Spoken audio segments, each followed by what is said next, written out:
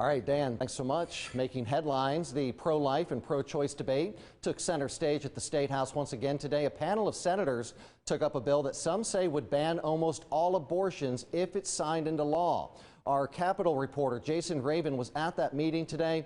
He shows us what's next and what's different this year. After listening to hours of testimony, a Senate Medical Affairs subcommittee voted on the heartbeat bill. By a vote of 3-2 among party lines, the subcommittee voted to move forward with the bill. Now, this was after more than 100 people signed up to speak on this legislation, now some in person and others virtually. It's a sly way to try and control women's bodies and try and control autonomy. All lives matter, from the womb to the tomb.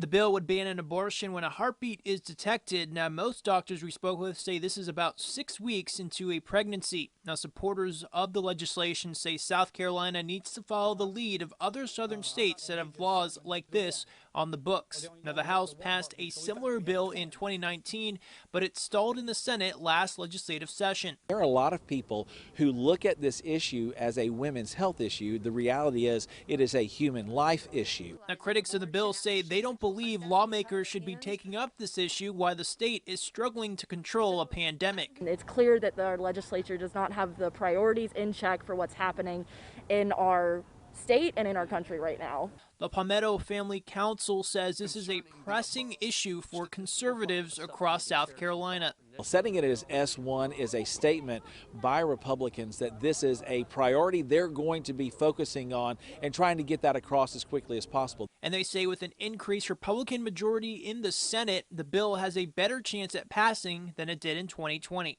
We're really concerned that this seems to be the top priority for legislators right now, again, taking away health care from people. During last night's State of the State, the governor said that if the legislators sent him a heartbeat bill, he would sign it into law immediately. From the State House, Jason Raven, 7 News.